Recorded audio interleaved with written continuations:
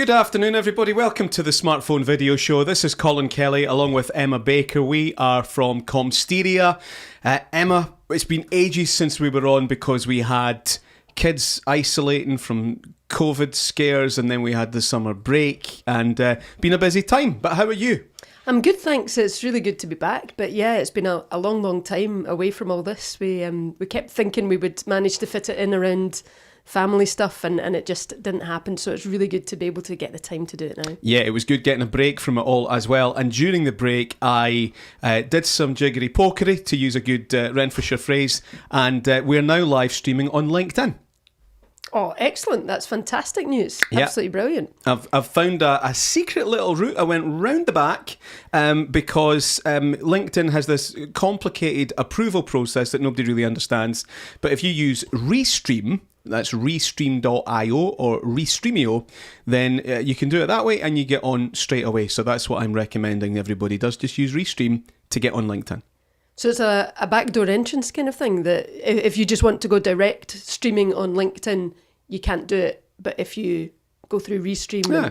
Well, yeah, it's like LinkedIn has a 6-week approval process, which I failed about 5 times, and they never tell you, and it just like it's a never-ending loop you get stuck in. Some people obviously have managed it, but I went on via Restream and it works without any bother. We'll talk more about live streaming later because I've got a live streaming workshop coming up. But the main reason we're here today, Emma, is to talk about music in smartphone video. Before we get on to that, sad news this week, obviously the death of the comedian Sean Locke, who I'd never really seen his stand-up shows or anything, but anytime he was on TV, I don't know what you thought of him, but I always thought he seemed like a really good guy, and it's nice this week to hear everybody saying that. Yeah, I same as you. I didn't really follow him or watch his stand-up shows, but he was on every panel show going, wasn't he? And he was always a welcome kind of guest. I always enjoyed his comedy. And he always had an original take without being too out there. Yeah, you know, he took you with him. And 58, man, that's no age at all. That's so sad. But I noticed that he did a parody book. I didn't know about this, but you know, our kids, they had the book The Tiger That Came to Tea. Yes. He did one called The Tiger Who Came for a Pint.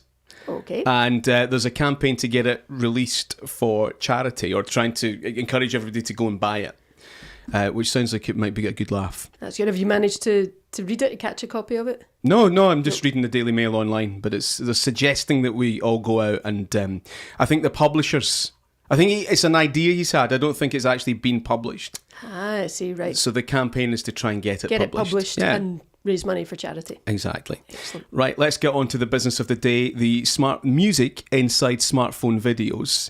And you've got this session that you're going to be running soon, Emma, a couple of weeks actually, 2nd of September, Instagram Reels and TikTok. Now, if you want to join us for this webinar, Emma will take you through it, just a couple of hours on the 2nd of September. You can sign up at comsteria.co.uk/events. That's probably a good place to start, Emma, in terms of the music in TikTok and Instagram Reels. What do we need to know? Yeah, the music in TikTok and Instagram Reels, I think it's a big draw for people for wanting to get on that platform, because they know, well, if I want to do a dance or a lip sync or just have a backing track with the latest Dua Lipa track or Ed Sheeran or whatever pop track I really like, I can do that. And that's something that's just never been available really for corporate video or for businesses at all. So that's a real opportunity, and it means you can jump on trends, you can get in front of a bigger audience who like that music and therefore will see your content. The one thing to point out for anyone wanting to jump into either of these platforms is if you've got a business account, either TikTok or Instagram, then you actually won't be able to access these tracks. There's still loads that you can do, which we can talk about in a minute. But if it's really important to you to have the pop music tracks, then you might want to think about switching your business account to a creator account, because that's the way you'll get access to them. Switch a business account to a creator account rather than so it doesn't have to be a personal account. No, so the creator account and business account are quite similar in that, you know, compared to the personal account, you get things like access to analytics, so you can see how well your posts are doing. In Instagram, in the creator account, you get a lot of the same shopping kind of options and branding options and advertising options that you get with your business account, but it's a little bit different. It's not quite so set up for online retail. It's a bit more set up for if it's a personal brand that you've got, or if you're maybe selling a service.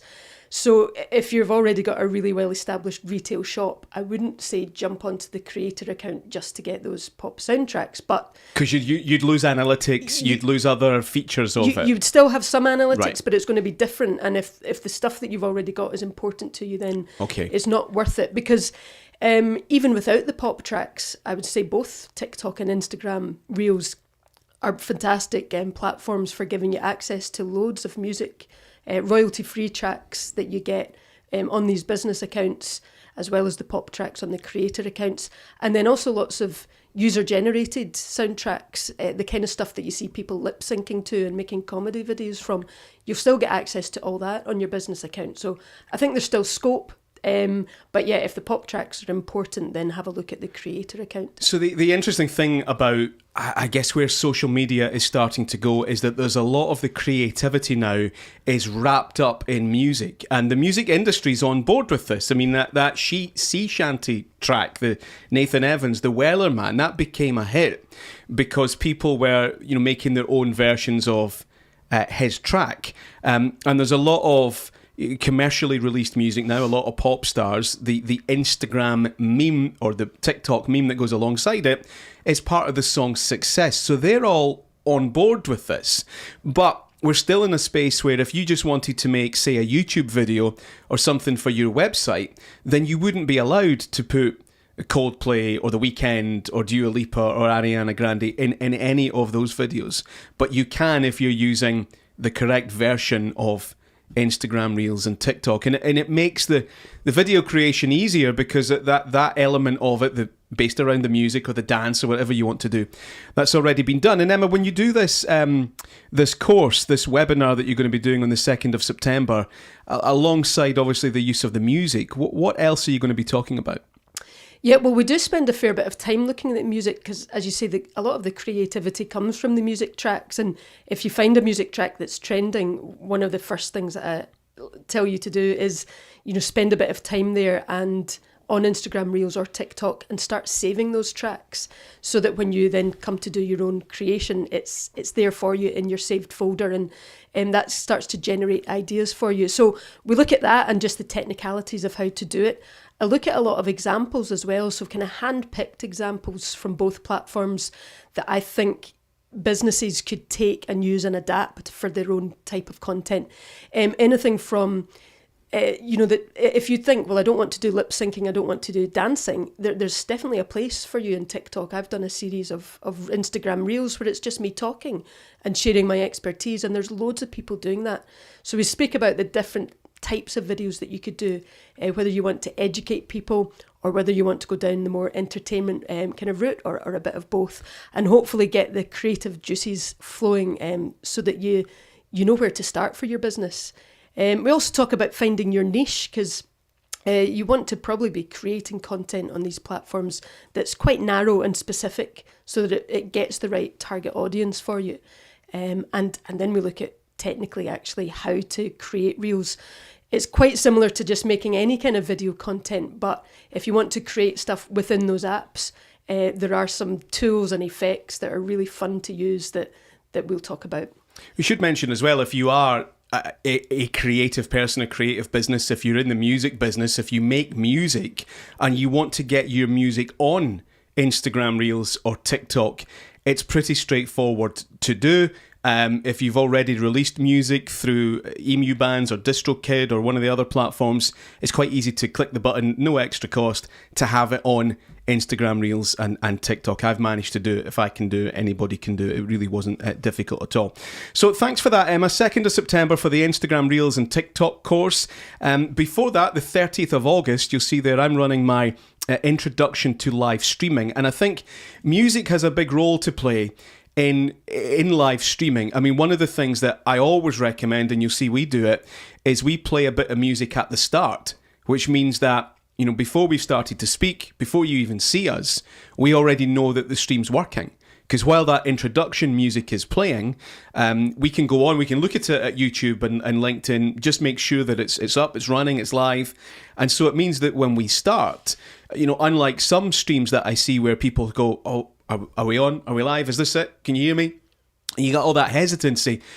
There's little steps like that you can take to make it that little bit more professional. And in terms of where we get that music, well, let me show you just now. There's a couple of places that I would always recommend. And Emma, I know you've experienced of these sites as well.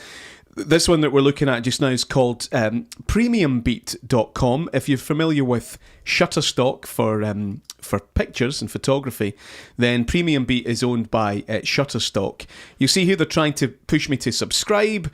You can search for music based on genre, mood, even beats per minute if you need to as well. And you can listen to them, you can actually download them and use them in your videos without even paying. They just have a watermark against them. So when you're doing your editing, you can practice, you can try it out, let other people hear it. And only at the very end, when you're happy with it and you want to put it live, do you actually need to pay to get that watermark removed. And what I really like about particularly Premium Beat, if we go into this one here, this track, you'll see that it gives me the original version, which is, let me just start playing it, see how long it is. It's 2.5 minutes long. Oh. I won't play too much of it because the video will get taken down. But there's 2.5 minutes long, but you also get it in different versions, different durations. So a 15-second version, a 30-second version, a minute, and then you get the stems. So that can be really useful as well. And this is great even for within podcasts as well as video. But if I take a stem, that might be just the drums, or just the piano, or just the vocal if there is a vocal. Let me just click on one of these. See if anything comes on. So you get these extra little sounds.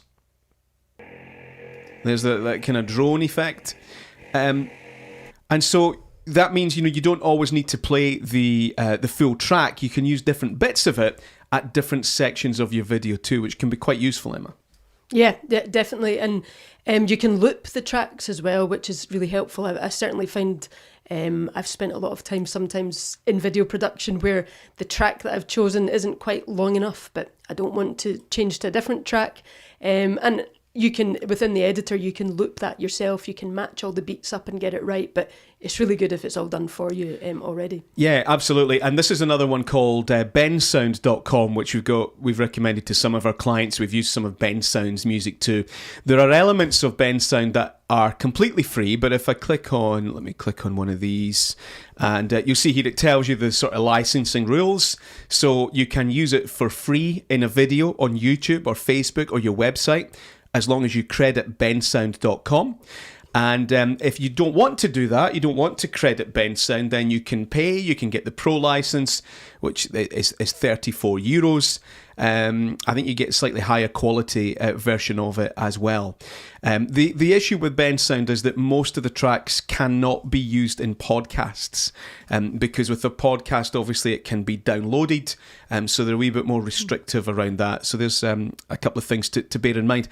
Emma, I know you're regularly making videos for clients. Do we have a music subscription? I mean, where are we getting our music from just now? We don't anymore. We've had various, at the moment, I'm not using, well, no, that's not entirely true, because we subscribe to Canva, and also I subscribe to Storyblocks. Storyblocks is through the LumaFusion, because I use the LumaFusion video editor on my phone, and they've got a deal with Storyblocks. And both of those subscriptions, £10 a month for Canva as well, give you access not just to music, but to stock video, stock photography, stock graphics, loads of stuff. So I find them really good value for money. And I use a lot of music tracks from both of them. If you were producing videos and wanting music much more regularly, something like Premium Beat is more expensive, but it's definitely worth it in that with the two that I've just mentioned, Canva and Storyblocks, I find them much harder to search. Whereas right. Premium Beat, if I know I want a particular mood, a particular beats per minute, I'm just looking at the interface now.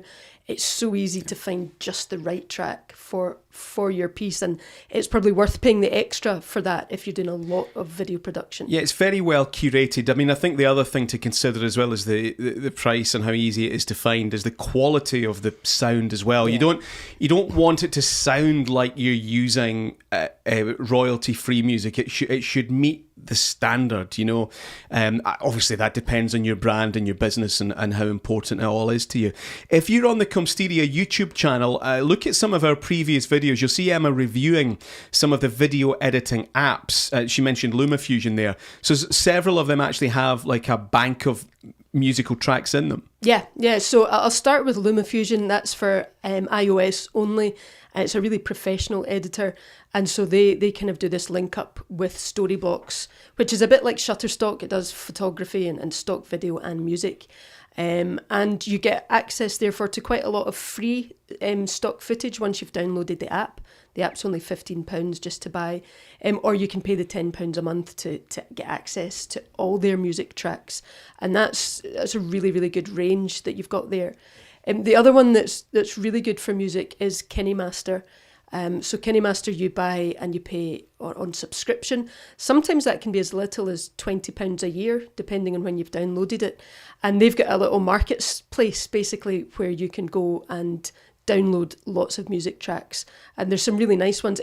It's not the same quality as something like Premier Beat, but it's far, far cheaper. So it depends on your brand, and it depends what you're using videos for some throwaway social media videos that you just want a backing bed to just add a little bit of pace and atmosphere. Then I've used these sources many times. Whereas if it was a client doing a promotional video or a charity appeal or something, I'd probably go for something that cost a little bit more. Somebody on the live chat suggesting one called, I think, is Epidemic Sound. Do you know that one?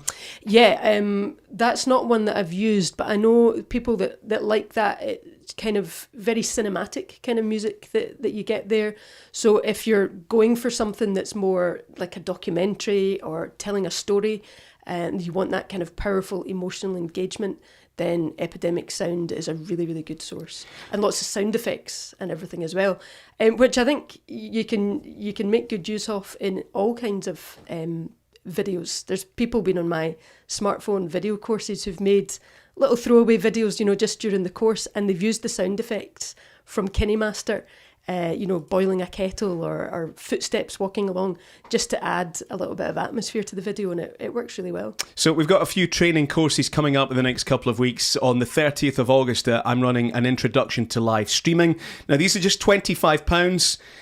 Plus the booking fee for each of these, £25 plus the booking fee. We're doing it through Eventbrite, but you can sign up at comsteria.co.uk/events. Get started with live streaming, even if it's just you and your mobile phone, or maybe you're doing a multi-camera setup like we are just now.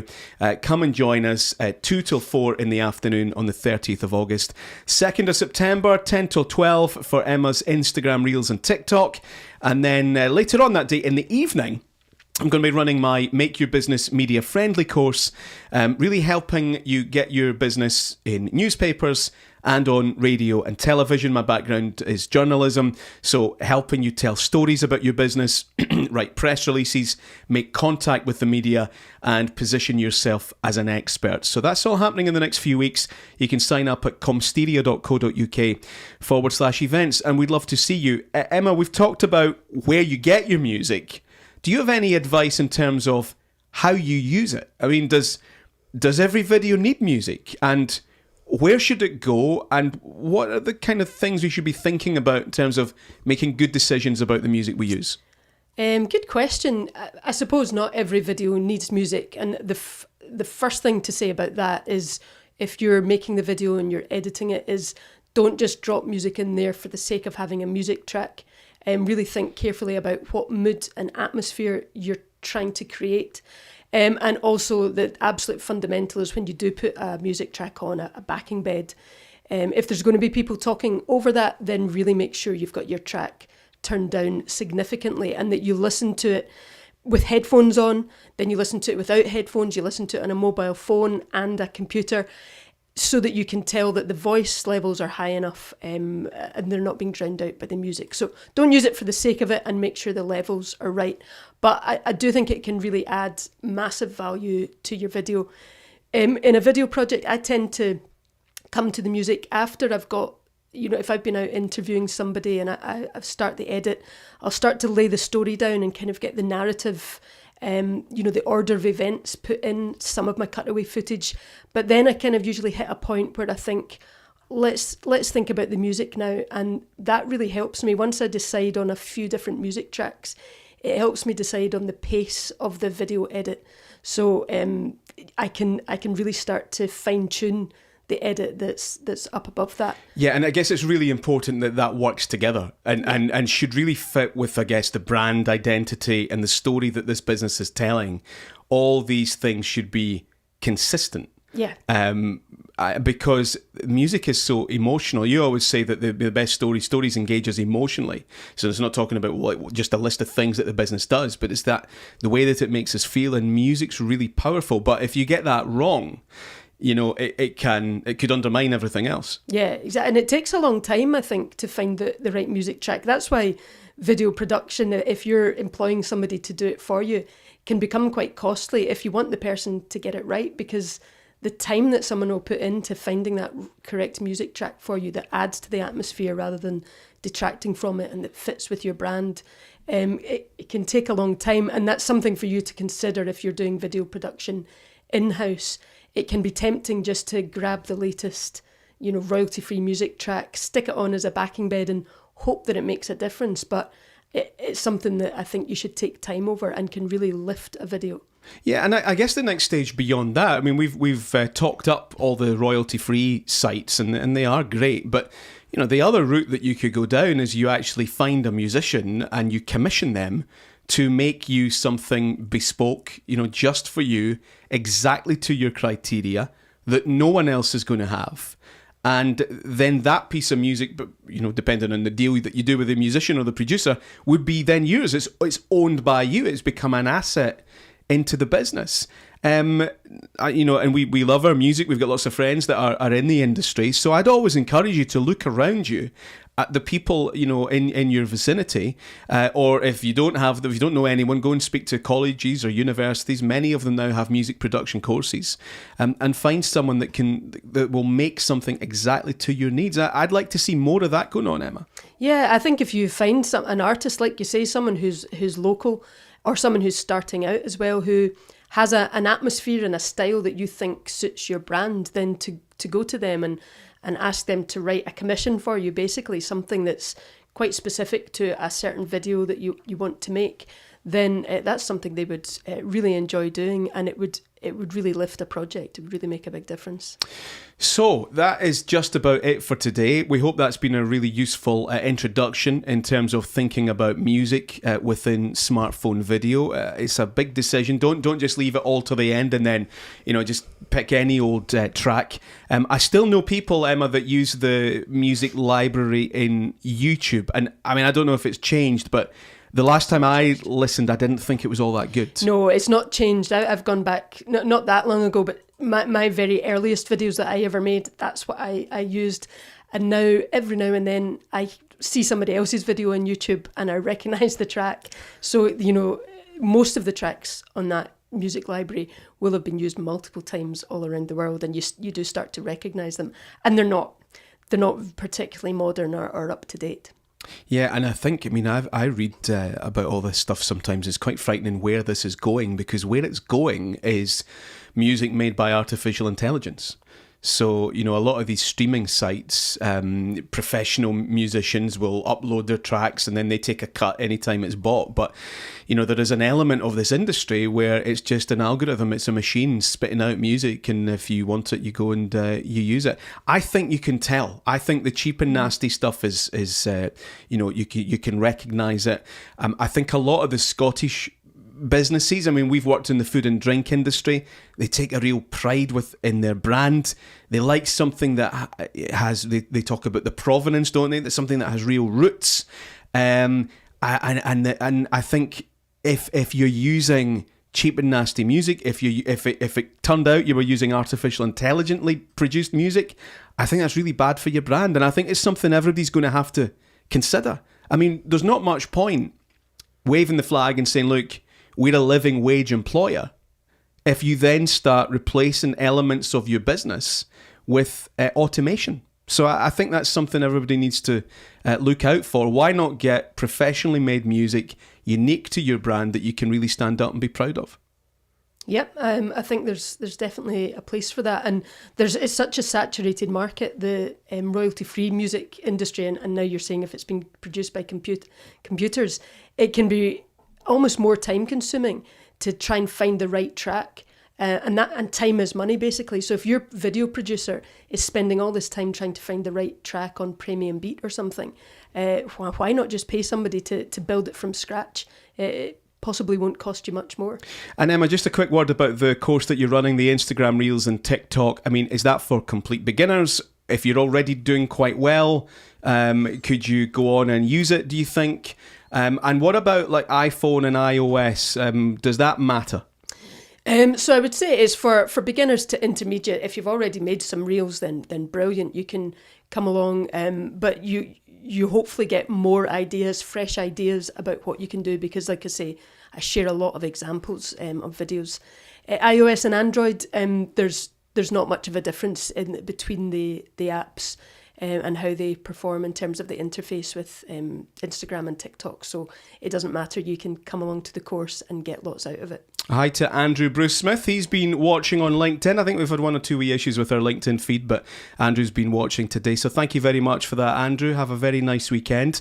We'll be back next week. I don't think we're back on Friday because I'm doing some training, social media training with Gary Ennis, and there's still some tickets available for that at embracethespace.co.uk. But I think we will come on Thursday or something, Emma. We'll be here next week. Yeah, let's go for it. Yeah. Yeah, and listen, thank you very much indeed for watching. Have a great weekend, and we'll be